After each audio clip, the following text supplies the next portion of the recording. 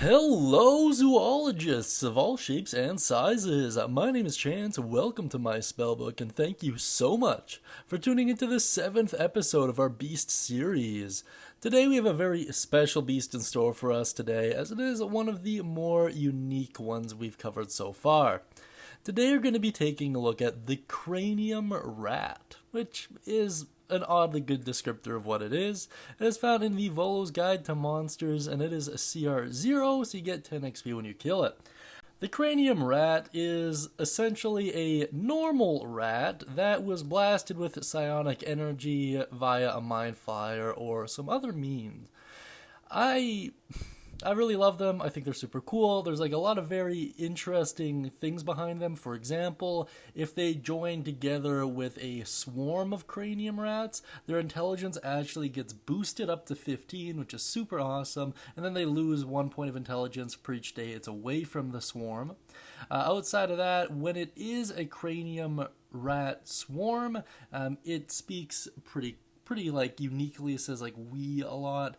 It's still telepathic even as an individual, and typically they serve the elder brains, which is very cool stuff. I honestly love these guys so much. They're an optional familiar as well. They're from the Volo's Guidebook. Very cool stuff.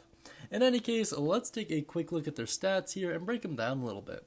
So the Cranium Rat is considered to be a tiny beast, but unlike the other ones we've covered, this one actually has an alignment.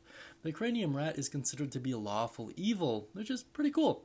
Its AC is 12, which is decent, 2 hit points, just a straight die 4 roll, speed of 30 feet. Looking at its stats, there's nothing that particularly stands out. It's rather dexterous. It has a 0 to con, 0 to charisma, but outside of that, nothing to write home about. Ironically enough, it has one of the highest charisma stats we've covered in the game, and I'm not too sure as to why that is, but whatever.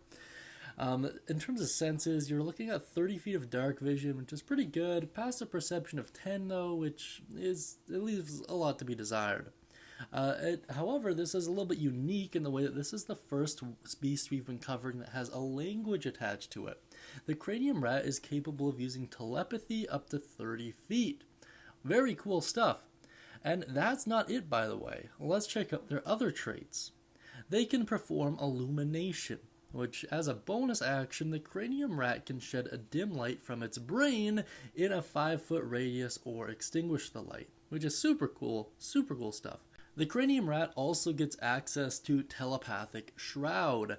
This trait essentially makes it immune to any emotion or thought reading spells or effects, as well as any divination spells, which is super cool and super useful if you're trying to keep a low profile. Now let's take a look at its actions. The Cranium Rat only has one action, and it is a bite attack. It is +2 to hit, it reaches 5 feet, it can only target one individual, and it deals 1 point of piercing damage. I love this monster so much. I think they're very good for low-level adventuring parties to be threatened or guided by a more powerful, maybe even maniacal figure, which is really cool. I think they're neat.